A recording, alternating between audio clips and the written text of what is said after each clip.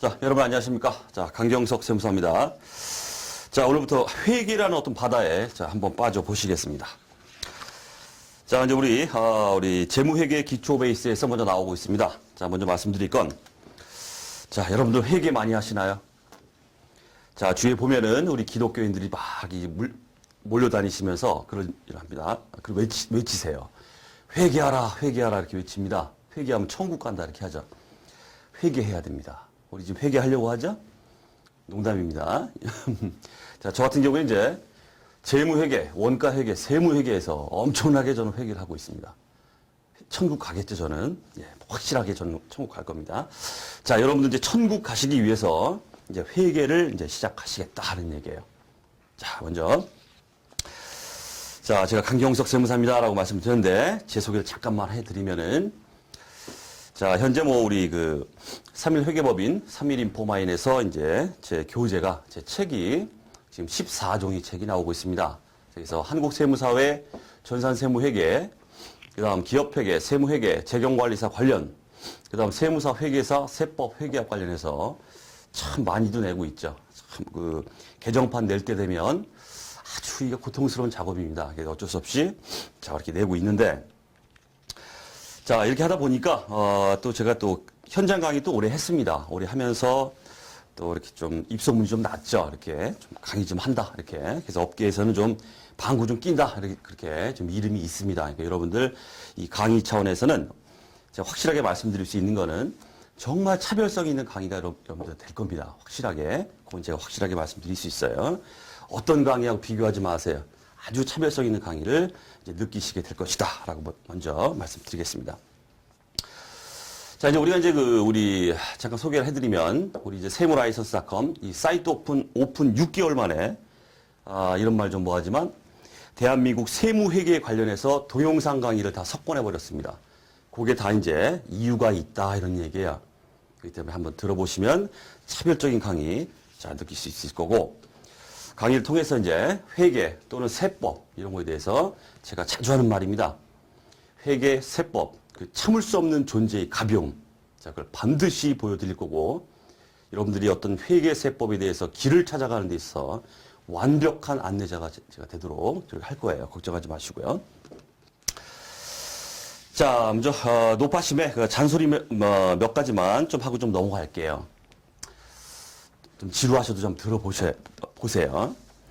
여러분들 우리는 지금 시험 공부를 하고 있습니다. 시험 공부. 시험이라는 건 합격을 해야 돼요. 합격을. 그래서 이제 공부라는 게 합격을 못하면 떨어지죠. 그럼 이제 이 회계세법이라는 이 바닥이 어느 정도의 중독성을 가지고 있습니다. 한번 떨어지죠? 에이, 공부 못하겠다. 집어쳐요. 그랬다가도 또 어느 날 되면은 한 번 더 들어보고 싶고, 강의도 학원 또 가서 한번 해보고 싶고, 또 책을 피게 돼요. 이 중독성이 있습니다. 이게 떨어지면 계속 이제 이게 악순환이 계속이 되더라는 얘기입니다. 그래서 공부 오래 했다 그러면 실력 좋습니다. 많이 알아요. 하지만 붙은 적은 없어요. 이래선 안 되겠다는 게 제가 말씀드리고 싶은 겁니다. 예. 시험이라는 건 빨리 이 바닥을 아주 초단기간 내에 합격하고 이 바닥 떠버리는 게 최고의 고수입니다. 공부 많이 해서 붙은 적은 없어요. 계속 공부만 합니다. 실력 좋아요. 누가 알아주진 않아요. 합격을 못했기 때문에. 그런 건 중요한 게 아니란 뜻이에요. 우리가 시험에서. 시험이라는 건 빨리 이 바닥을 뜨는 게, 그것도 커트라인 1점 딱 걸려가 넘뜨는 상관없습니다. 상관없습니다. 합격만 하면 돼요. 그렇죠? 합격을 위한 공부를 반드시 하셔야 된다. 합격을 위한 강의를 제가 드릴 것이다. 저한테 들으셨던 모든 분들이 다 단기간에 다 합격하셨습니다. 제가 이제 강의 시간에 강의를 쭉 하면서 제가 자주 쓰는 말이 있습니다. 이 내용은 MVP입니다라고 제가 말씀드려요. 그 MVP는 반드시 챙기셔야 됩니다. 반드시 챙겨야 돼요. 그리고 제가 참고만 하십시오. 또 어떤 경우에는 이 내용은 쓰레기다. 이런 말을 합니다. 머리에서 지워버리세요. 그런 거에 집착하면 집착할수록, 쓰레기나 참고에 집착하면 할수록 계속 떨어지는 거예요. 말씀드리는 MVP만 모아놔도 어마어마합니다. 그것만 딱 하고 시험장 가서 70점이면 70점 딱 넘겨버리고 빨리 합격하는 게 최고의 고수다는 얘기예요. 너무너무 깊숙한 이 바닥에서의 어떤 내용에 대한 호기심은 계속 장수를 만들어내요. 우리는 지금 뭐 하려고 모였습니까? 합격하려고 모인 거예요. 자, 그렇게 생각을 가지고 공부를 하셔야겠습니다. 자, 그 다음에 이제 제가 현장 강의에서 강의를 쭉 하면서 수험생들이 이제 상담을 받고 이렇게 할 때 아주 놀라운 사실이 있습니다. 그게 뭐냐면 상당수의 수험생이 이 시험 공부를 취미 생활로 하고 있다는 거예요. 문제가 많습니다. 취미 생활로 공부하면 안 돼요, 시험이라는 건. 이건 취미 생활하는 게 아닙니다. 이게 얼마나 투입이 많은 또 취미 생활입니까? 책 사봐야죠. 회계세법 계속 바뀝니다. 개정판, 세법 개정, 또 회계 기준이 막 K갭에서 일반 기업 회계 기준, KIFRS, 한국채택 국제회계 막 넘어가면서 책들이 막 쏟아져 나와요. 떨어지고 계속 공부하고 있습니다. 취미 생활이에요, 널널하게 이렇게. 연도 바뀌죠? 또 책 사봐야 돼. 경제적으로 돈 나갑니다, 이게. 돈 낭비예요. 그리고 쓸데없이 자기 혼자 고민스러워요. 정신적인 스트레스를 혼자 막 받아가면서 살아요. 왜 그럽니까? 그러지 마세요. 나 이거 취미 생활로 공부하겠다. 슬슬 재밌게 좀. 그냥 무의도식 하긴 좀 뭐하니까 취미 생활로 뭐 하겠다면 빨리 집어치세요. 이 바닥 뜨세요. 그게 아주 속 편합니다. 딴 데 가서 이 정력이면 어마어마한 일을 할 수 있어요. 그래서 취미 생활 하겠다 이런 생각을 가지고 시험 공부에 임하시면 절대 안 됩니다. 절대 안 돼요. 그런 분들이 너무 많아요. 제가 보니까. 현장에서 상담을 해보니까. 자, 그럼 또 하나. 여러분들이 아무것도 아니지만 시험이라는 건 내가 저걸 따고 싶다라는 어떤 간절한 마음이 있어야 된다. 이런 내용을 좀 말씀드리고 싶습니다. 공부라는 건 간절해야 돼요. 간절해야 됩니다. 간절하면 사람이 제가 자주 하는 말이지만 그냥 간절해. 나 그냥 간절해. 따고 싶어. 이렇게 되면 안 돼요. 제가 자주 하는 말이 간절함의 백승은 돼야 된다. 이런 말을 해요. 아주 작지만 크든 작든 이걸 떠나서 내가 몸을 담고 뭔가 취득을 하겠다 이런 느낌을 가지신다면 간절함의 백승 정도는 돼야 됩니다. 아주 간절해야 돼요. 저걸 따고 싶다는 생각. 그렇게 돼야 됩니다. 그렇게 간절해야 여러분들이 시험에 임하는 자세 자체가 틀어집니다. 자세 자체가. 자, 그런 마음을 좀 가지셔야 되겠고. 자, 마지막으로 한 가지만 이제 노파심에 잔소리만 드리려고 하는 게 뭐냐면 바로 자신감입니다. 자신감. 뭔가 공부를 시작하고 이렇게 했을 때 정말 내 가진 미천이 아무것도 없어요. 전 차변 대변도 몰라요. 아무것도 몰라요. 들어도 이해가 안 갑니다. 전 바보예요. 이런 식으로 생각하면 절대 안 됩니다. 공부를 시작할 때 내가 정말 든 게 아무것도 없고 노브레인이다 하더라도 하나하나 습득을 하면서 난 반드시 된다. 저 시험에서 지금 단 한 명을 뽑아도 그게 나다라는 자신감을 가지고 하셔야 돼요. 홍백랑하긴 하겠지만은 일단 자신감이 있어야 된다. 난 된다라는 게 있으면은 역시 자세가 또 달라집니다. 이게 시험에 있어서 한 50점 딱 먹고 들어가는 거예요. 이게 벌써 자신감이 있으면은. 자, 그런 얘기를 제가 먼저 말씀드리겠습니다. 자, 그다음 우리 강의를 진행함에 있어서 이제 전제 조건이 뭐냐면, 자, 여러분들은 층이 너무너무 다양합니다. 한번 일독을 해본 사람도 있고, 한번 맛을 들여본 사람도 있고, 전혀 모르는 상태에서 듣는 분도 있고, 정말 고급스러운 걸 좀 언제 나오나 기다리고 있는 사람도 있고, 층이 다양해요. 하지만 우리 강의는 여러분들은 생초짜다 이렇게 가정하고 강의를 드릴 겁니다. 전 아무것도 몰라요 라고 이렇게 앉아있다라는 생각으로 그런 마음으로 제가 강의를 드린다. 전제 조건을. 그래서 실력이 좀 있다 이러신 분들은 좀 지루하실 수도 있어요. 하지만 뒤에 짝짝짝짝 가다 보면 그런 분들도 제가 분명히 말씀드릴 수 있는데 어려운 부분이 나와요. 이 바닥이 원래 그래요. 쉽게 시작해서 사람을 미치게 만드는 게 이 바닥입니다. 어쨌든 기초 단계에서 시작할 때는 완전 초짜다 라는 가정하에 강의를 드릴 것이고 점점점 난도가 올라감에 따라서 그 내용에 대해서는 아주 일반적인 얘기들이죠. 일반적으로 포괄적으로 얘기를 해드릴 거예요. 그러면서 여러분들을 끌고 갈 겁니다. 제가. 자, 그렇게 보시면 되겠고요. 자, 이제 본격적으로 우리 이제 재무회계 기초 베이스. 참, 우리 야부리 문제. 우리 시험에 나왔다 그러면 야부리 문제. 썰 푸는 문제예요, 이게. 그래서 틀린 거 골라내고 옳은 거 골라내고 이런 것들인데 여기 또 종종 나온다 이거 이게. 그렇기 때문에 가벼운 마음으로 저랑 함께 이제 이렇게 보시면 되는데 물론 이제 보시다가 제가 요건 MVP입니다라는 몇 개 있습니다. 이걸 말씀드릴 거기 때문에 자, 그거는 반드시 챙기시고 그렇게 보시면 되겠습니다. 자, 먼저 이제 회계의 정의다, 뭐 이렇게 나오는데, 자, 먼저 회계 시작할 때 항상 이런 얘기 나오죠. 회계가 뭐냐? 이런 얘기 나오잖아요. 자, 회계에 대해 아무것도 모르는 게 없다라는 가정하에서, 자, 이렇게 한번 말씀드려보죠. 자, 회계 관련해서는 회계의 그 이해관계자라는 인간들이 이게 존재합니다. 이해관계자를 우리가 정보 이용자다, 이렇게 말해요. 자, 그러면, 자, 이런 이해관계자, 정보 이용자인데, 회계라는 어떤 정보를 이용하는 사람입니다. 이해관계자, 거기에 관심이 있다, 이런 얘기예요. 이런 인간들이 누구누구 있느냐? 제가 먼저 종업원, 이렇게 나와요, 종업원. 그 다음에 주주, 뭐, 투자자, 이렇게 해보죠, 투자자. 회사에 주식 사는 사람, 주주입니다. 종업원, 직원이죠. 그 다음에 채권자, 이렇게 있어요. 채권자, 돈 빌려준 놈. 통상적으로 은행이 빌려주죠. 그 다음에 이걸 끌고 가고 있는 우리의 이제 CEO, 경영자가 이렇게 있습니다. 이런 사람들을 우리가 회계 이해관계자, 정보 이용자다, 이렇게 말합니다. 정보를 이용한다. 회계에 대해서 관심이 많다. 그런 인간들이다. 이런 얘기예요. 자, 이런 사람들은 왜 회계에 관심을 가질까요?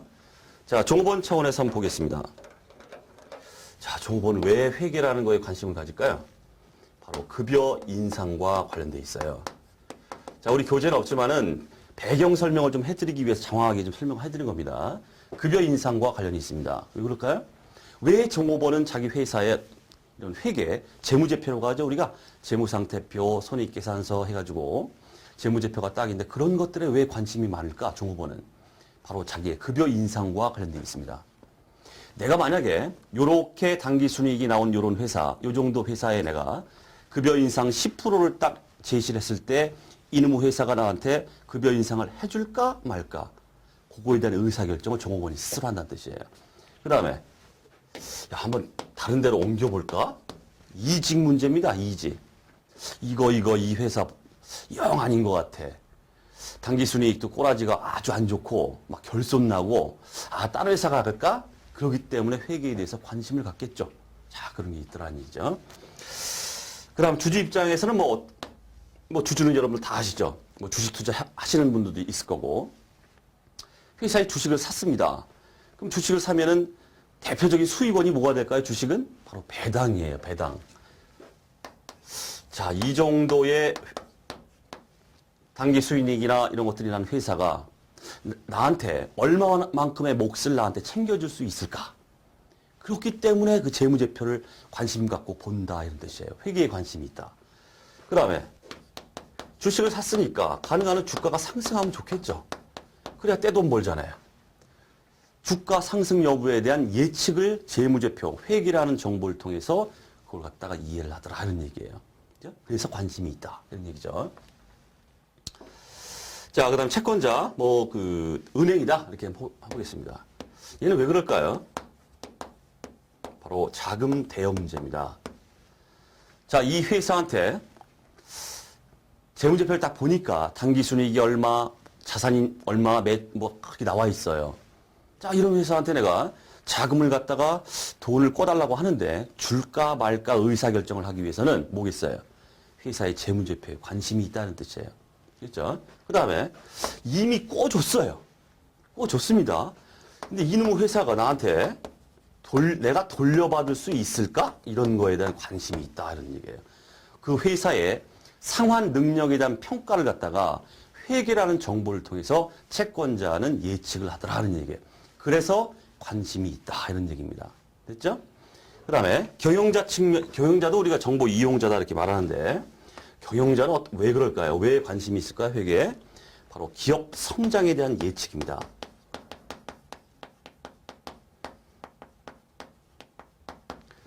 자, 이런 상황에서 재무제표 하에서 우리의 기업은 얼마만큼 우리 기업이 성장을 해야 되고 나는 그 기업의 성장을 위해서 나 경영자 입장에서 나는 어떠한 역할을 해야 되는가, 그런 측면에서 우리는 경영자가 이렇게 회계에 관심을 갖더라, 이런 얘기입니다.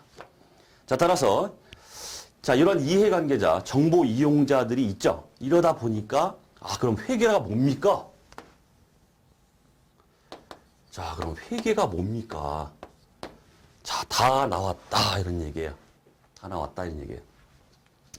자, 첫째 회계가 뭔가 이거에 대해서 이렇게 회계에 대해서 관심이 많은 이런 인간들이 이렇게 존재한단 말이에요. 정보 이용자들이 하기 때문에 첫 번째 정보 이용자, 이해관계자, 정보 이용자에게 정보 이용자가 어떻게 어떤 합리적인 어떤 의사결정을 하는데 다 의사결정과 관련돼 있죠.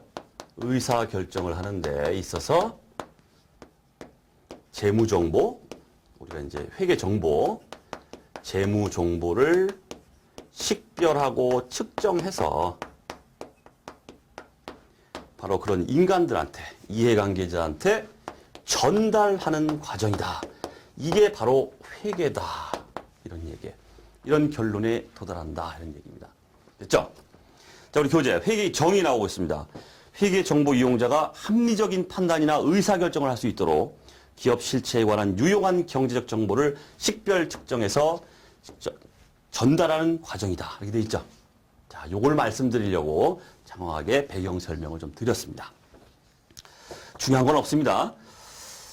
자, 그다음 회계 정보 이용자가 나오고 있죠. 말씀드렸던 뭐 경영자, 투자자, 그 주주, 그다음 채권자, 뭐 은행, 그다음 종업원, 그 외에도 정부, 고객, 일반 대중 많습니다. 많습니다. 자, 그렇게 보시면 되고.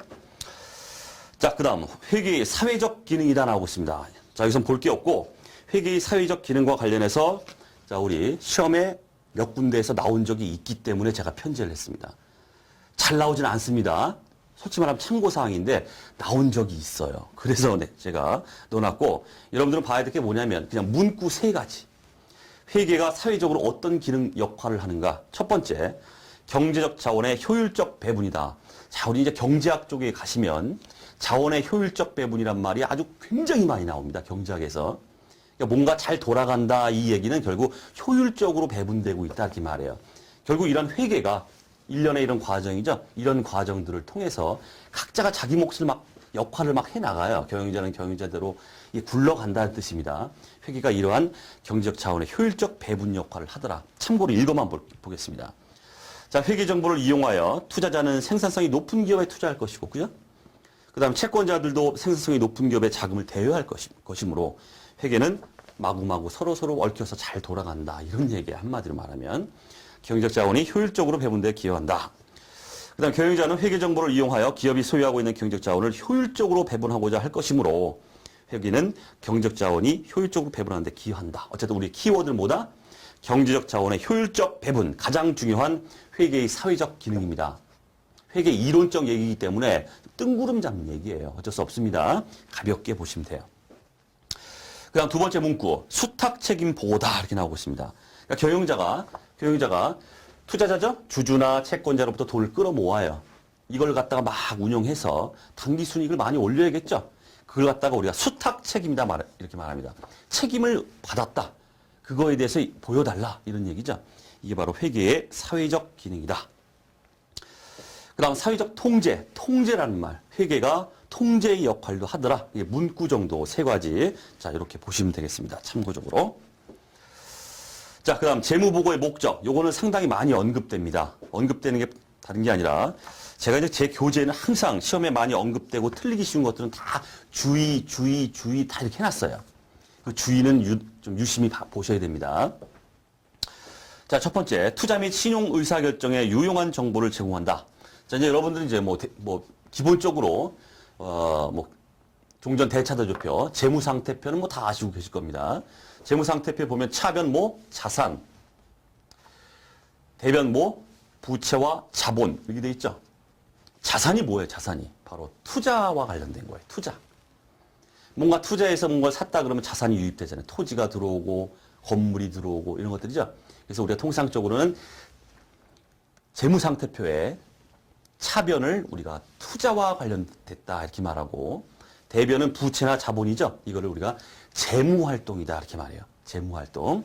자, 그래서 투자 및 신용의사결정, 즉 대차 대조 재무상태표 차변을 통해서 그러한 정보를 제공하더라 하는 얘기죠.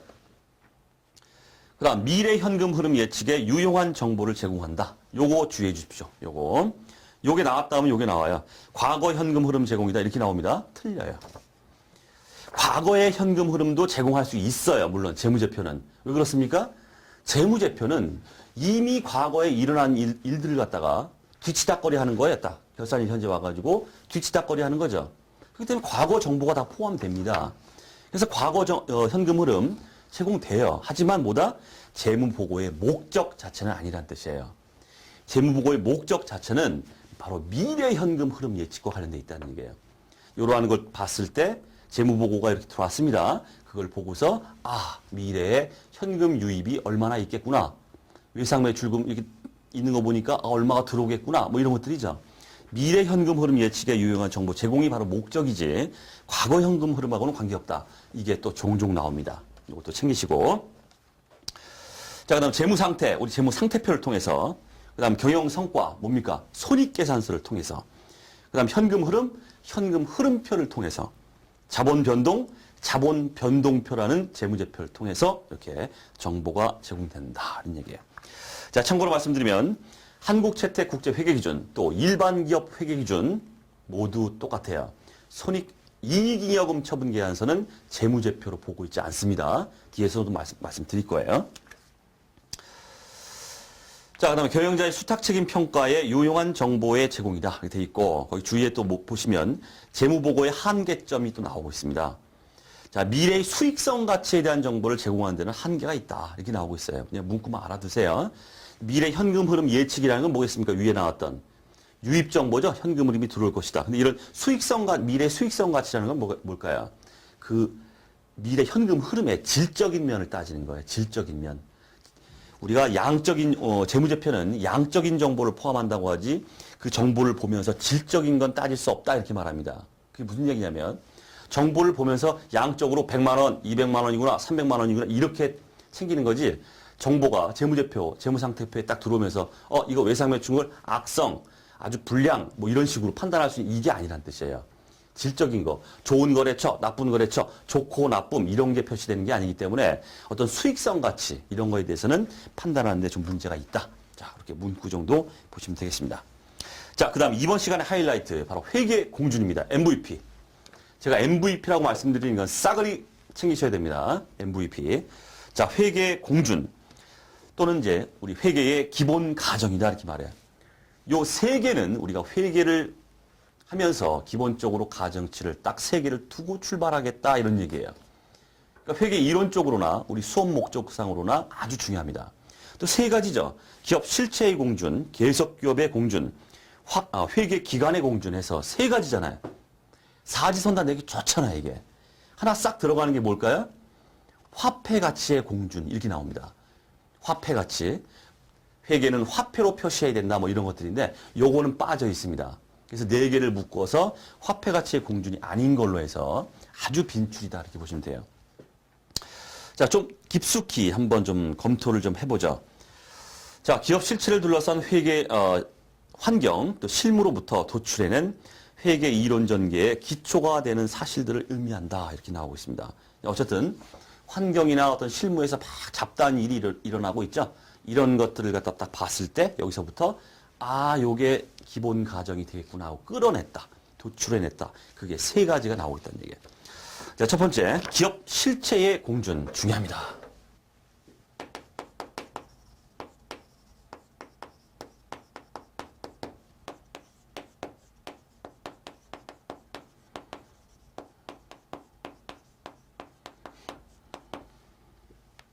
자, 기업 실체의 공준이다 이 말이 나올 때 항상 따라 붙는 말이 뭐냐면 바로 독립적 실체다 이런 말이에요.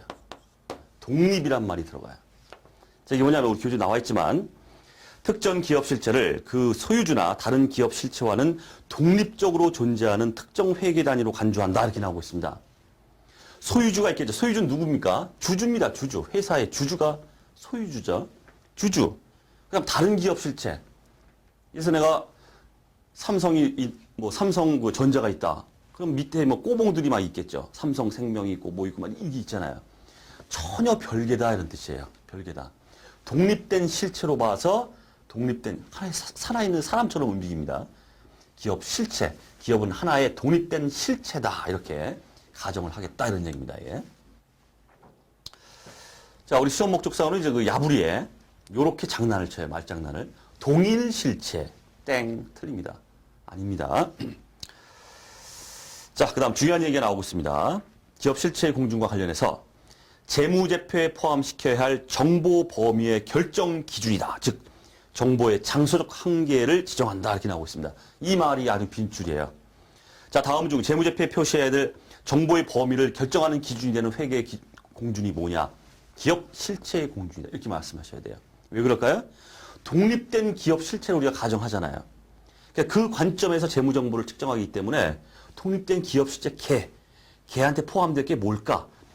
이게 딱 정해진다. 이런 얘기입니다. 그래서 재무제표에 포함시켜야 할 정보의 범위의 결정 기준, 기업 실체의 공준, MVP. 다음 두 번째, 계속 기업의 공준 나오고 있습니다. 자, 한마디로 뭐 기업은 어떻다는 겁니까? 안 망한다. 망하는 게 아니다. 계속 사업한다. 이런 뜻이죠.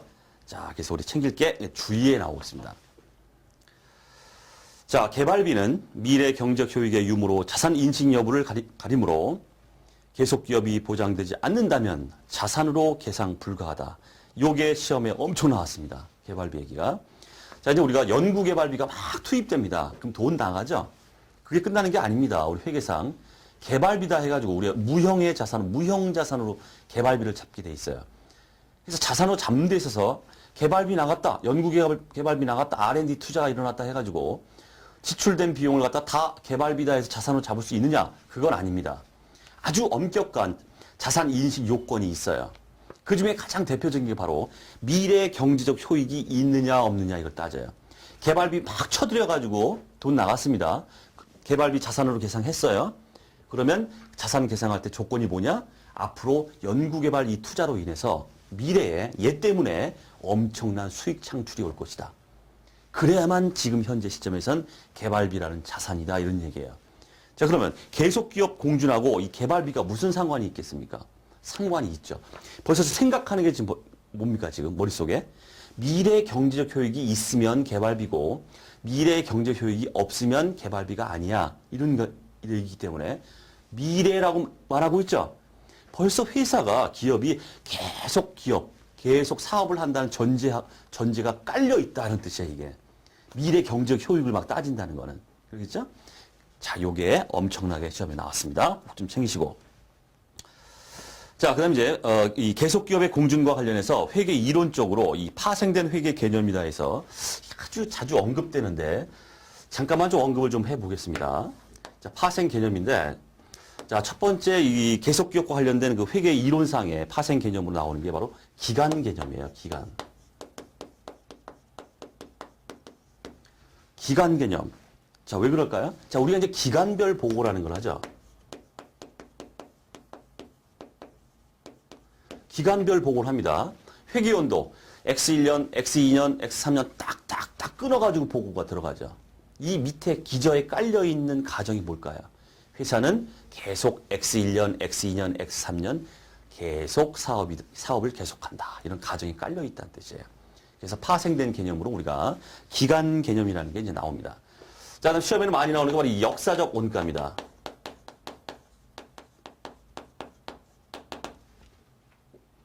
자, 자산을 취득했다 그러면 취득 당시의 그 취득 원가를 취득했을 때의 그 금액입니다. 이 금액을 우리가 역사적 원가다 이렇게 말해요. 자, 여러분들 토지 취득했습니다. 토지 100원에 취득했어요. 그러면 토지 얼마로 잡아요? 토지 100원 이렇게 잡죠. 이게 바로 역사적 원가, 취득 원가주의다 이렇게 말합니다. 자, 이렇게 역사적 원가, 지불한 금액만큼만 딱 잡는 거. 이게 왜 계속기업의 공준과 관련이 있겠습니까? 예를 들어서 회사가 자산을 취득했는데 우리 회사는 내일 망할 예정이야. 그럼 어떻게 될 것 같아요? 우리가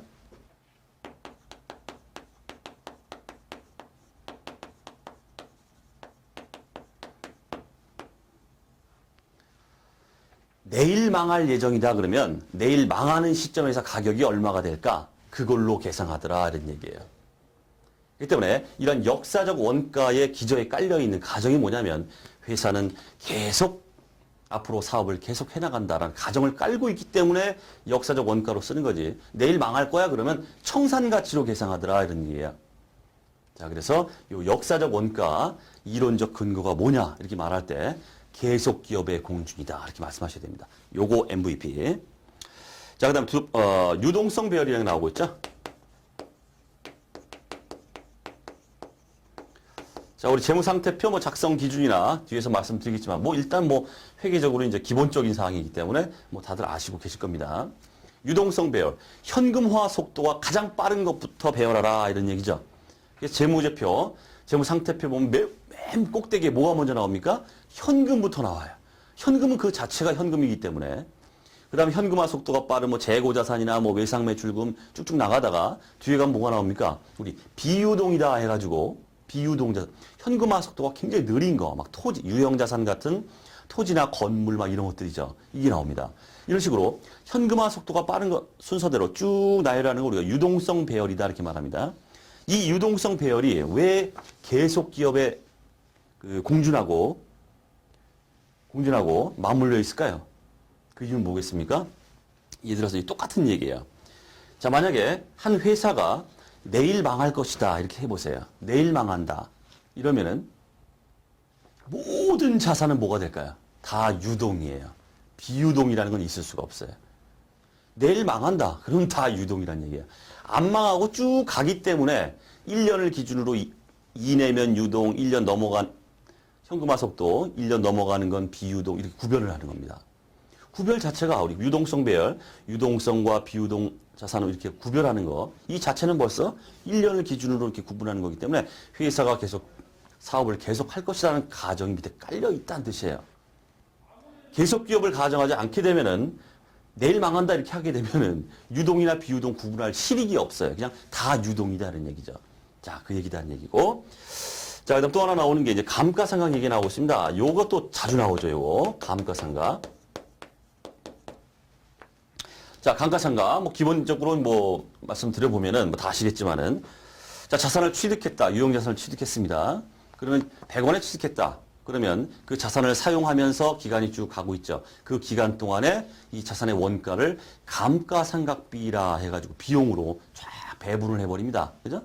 X 1년에 100원짜리 중에서 10원, 10원, 10원, 10원 이렇게 비용으로 인식해 가더라는 얘기. 이게 이제 감가상각입니다. 가치가 감소되니까 그만큼 이제 상각이라는 걸 이렇게 해나가더라는 얘기죠. 이 감가상각을 할 때 있어서 뭐 여러분들 다 아시겠지만은 어떤 게 결부가 됩니까? 여기에 감가상각을 할 때 내용연수 이렇게 나오죠. 내용연수. 우리 뭐 정액법이다 이렇게 하면은 정액법이라는 건 이제 취득한 자산의 금액이죠. 금액을 갖다 10년이면 10년 해가지고 100원짜리가 10년으로 나눠버리면 10원이죠. 10원씩 10년 동안 계속 감가상각비를 이렇게 인식해 갑니다. 그죠? 그럼 내용연수라는 게 들어가요. 자, 몇 년 동안 상각할 것이다라는 내용연수. 10년, 20년 이렇게 말합니다. 자, 감가상각을 하는 데 있어서 내용연수가 결부됐다. 이 얘기는 뭡니까? 아, 회사는 최소한 계속 기업이구나. 이런 얘기예요. 계속 사업을 한다는 가정을 해야 내용연수가 의미가 있지. 10년간 감가상각, 20년간 당장 망한다 그러면 이게 무슨 의미가 있겠어요, 내용연수가. 그렇겠죠? 그렇기 때문에 계속 기업의 가정에서 파생된 개념으로서 이렇게 말할 수 있다는 얘기입니다. 기간 개념, 역사적 원가, 유동성 배열, 감가상각. 한참 유행일 때는 엄청나게 나왔는데 요즘 좀 뜸하죠? 어쨌든 나올 수 있어요. 좀 챙겨두시고. 자, 그 다음에 회계 기간의 공준이다 나오고 있습니다. 이건 뭐 똑같죠? 기간별 보고. 자, 그 얘기인데.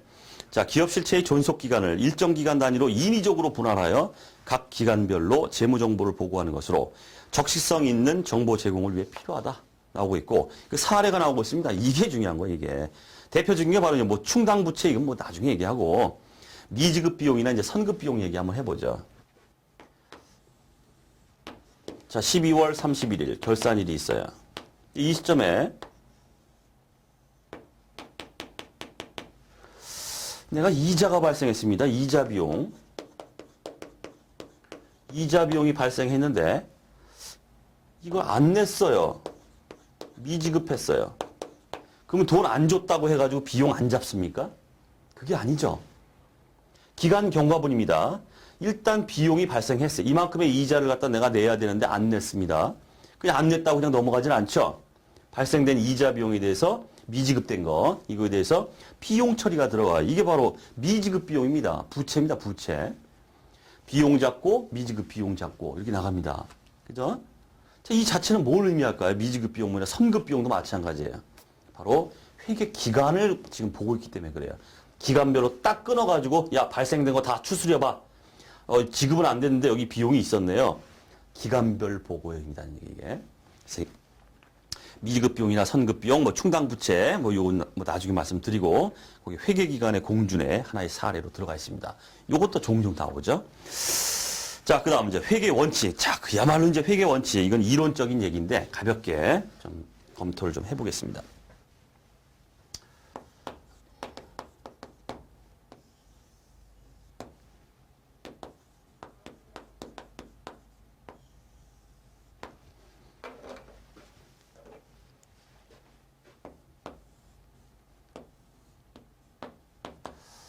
자, 이제 우리가 회계 원칙을 제정하는 데 있어서 회계 원칙이라는 건 일반적으로 뭐 기업 회계 기준, 한국채택 국제 회계 기준, 일반 기업 회계 기준 다 마찬가지. 그런 걸 이제 회계 원칙이라고 하죠. 이 회계 원칙의 제정이라는 게 이걸 제정하는 게 어떤 식으로 일어나는가 그 방법에 대해서 지금 나오고 있습니다. 이게 이제 우리 기업 회계, 한국 세무사의 기업 회계 2급 막 이런 데서 이게 나와요, 이게 실질적으로. 그래서 참고라기보다는 좀 숙지를 좀 하고 계셔야겠는데. 자, 먼저 보실 거는, 자, 회계 원칙이 있습니다. 또 이런 말이 합니다. 이상이 있어요. 이상이라는 건 한마디로 어떤 이론적인 얘기다. 이렇게 보시면 돼요. 이건 이론이다. 자, 그래서 중학교, 고등학교, 중학교인가요? 자, 국어 시간으로 돌아가겠습니다. 자, 우리 중고등학교 때 국어 시간에 이런 얘기를 했습니다. 막 어떤 그 논설문이라고 하죠. 논설문을 이렇게 보면서 이게 연역법이냐 귀납법이냐 이런 말을 했었어요. 자, 연역법은 국어 시간입니다. 국어 시간이에요. 연역법은 이런 말을 합니다. 일단 결론을 제시해요. 그리고 나서 그 결론을 풀어나가요. 그다음 귀납법은 장황하게 막 앞에서 얘기해요. 그러다가 끝자락에 가서 결론을 꽝 줘요. 따라서 하고서 결론을 꽝 냅니다. 이게 바로 그 얘기예요. 그렇기 때문에 이상이나 이론이 있다 이거는 앞에 연역적 얘기죠. 연역법 얘기. 일단 결론이 나왔어요. 얘를 갖다가 일로 끌어와요. 어떻게 했어요? 그런 말이 나옵니다. 그래서 회계 이론에서 출발해서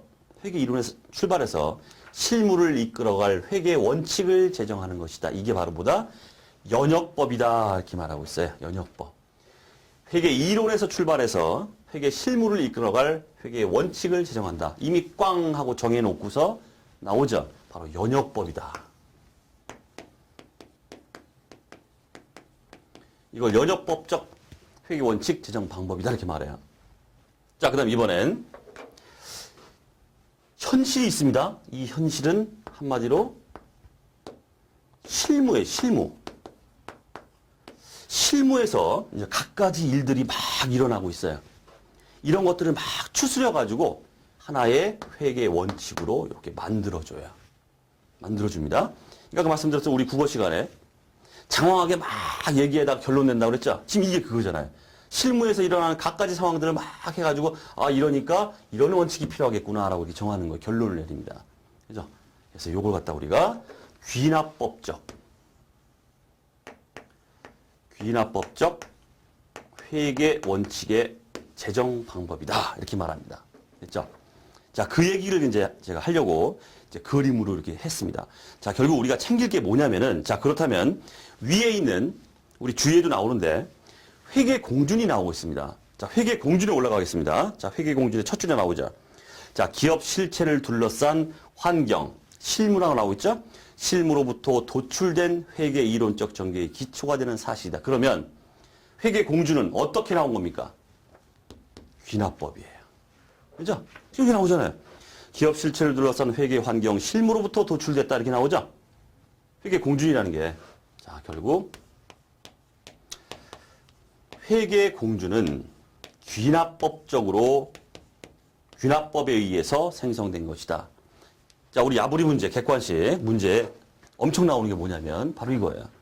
회계 공준은 연역법에 의해서 도출된다. 이렇게 나와요. 틀려요. 회계 공준은 귀납법입니다. 왜 그런지 말씀드렸죠? 자, 그거만 챙기면 된다는 얘기, 그거만. 자, 이러다 보니까 이제 또 그런 얘기가 나옵니다. 자, 그러면 자, 이 회계공준, 이렇게 우리 귀납법에 의한 이런 것들이죠. 이렇게 도출된 회계 원칙은 변할 수 있을까요? 없을까요? 딱 굳어져서 끝나는 겁니까, 이게? 이게 아니죠. 변할 수 있을까요? 없을까요? 변할 수 있다. 요게 또 키워드예요. 귀납법에 의한 경우에는 변화할 수 있어요. 변경될 수 있다는 뜻이에요. 왜 그렇겠습니까? 아, 얘가 있잖아요. 얘가 지금. 얘를 갖다가 막 살펴가지고 싸잡아서 이렇게 만든 거죠. 그럼 현실적으로, 실무적으로 뭔가 다른 것들이 또 막 일어나요. 그럼 다시 또 바꾸고, 또 이상한 일이 또 막 일어나요. 또 바꾸고. 이러다 보니까 변화 가능하다. 이렇게 말하면 맞는 얘기다. 하는 얘기입니다. 자, 그렇게 보시면 되겠습니다. 자, 그 다음 뭐 역사적 원가주의 말씀드렸죠? 취득 원가로 계산한다. 자, 그러다 보니까 역사적 원가, 또 그런 말이 나옵니다. 역사적 원가는 정보의 신뢰성을 제고시킨다. 엄청나게 시험에 나왔습니다. 역사적 원가는 항상 여러분들이 두 개가 따라다니셔야 돼요.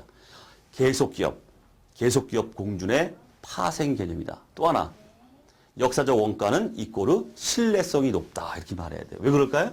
내가 자산을 취득했는데 역사적 원가, 취득 원가로 딱 잡았어요. 그 원가가 계속 갑니다. 그럼 믿을 수 있죠? 믿을 수가 있다는 뜻이에요. 하지만 역사적 자산을 딱 잡았는데 뭐 기말에 갔더니 시가가 시장에서 팔리고 있는 가격이 더 높아졌어요. 그래서 팔리고 있는 가격에 의해서 높입니다. 이걸 우리가 시가주의라고 하는데 역사적 원가 100이었다가 시가가 120이니까 120을 올렸어요. 다음 연도 갔더니 또 떨어졌어요? 그럼 또 90원으로 또 떨고요. 다음 연도 갔더니 또 20원 올라갔어요? 110원으로 올려요. 계속 이렇게 시가에 따라서 등락을 거듭합니다. 이렇게 하면 보는 사람, 정보 이용자 측면에서는 이 자산에 대해서 이 가격에 대해서 믿을 수가 있습니까? 시가 정보는 믿을 수가 없다는 뜻이에요. 계속 등락하면. 근데 역사적 원가는 어때요? 딱 취득할 때 금액으로 딱 잡아버리고 끝나버려요. 요지부동 가만히 있습니다. 그러니까 아, 취득할 때 이 금액을 취득했구나. 믿을 수가 있다. 자, 결국 중요한 얘기인데 역사적 원가는 항상 두 개 따라다닙니다. 계속기업 공준의 파생 개념으로 하나 나오고 두 번째, 신뢰성이 높다. 신뢰성을 제고시킨다. 요 말이 세트로 따라 붙어야 돼요. 역사적 원가는. 자, 그렇게 보시면 되겠습니다. 자, 그 다음 수익인식 원칙이 나오고 있죠. 자, 문구만 수익은 실현주의다. 이렇게 말하면 돼요. 되게 이론적 얘기이기 때문에 그냥 문구만. 실현주의, 실현된 시점에서 인식해야 되는. 아유, 이건 뭐 저도 할 수 있는 말이고 아무나 할 수 있는 말이죠. 어쨌든 뭐 실현된 시점에서 인식한다. 자, 실현된 시점이라는 것은 뭐 수익 획득 과정이 완료되고 금액을 측정 가능한 때다. 이렇게 자, 가볍게 이렇게 보시면 되겠습니다. 자, 이 정도 해서 선생님이 그 중요하다 MVP 이렇게 말씀드린 부분들은 뭐 반드시 챙기셔야 되고 큰 부담 갖지 마시고 가볍게 좀 한번 검토를 다시 해주시면 될 것 같습니다. 자, 제목의 기초 베이스 강의는 마치도록 하겠습니다.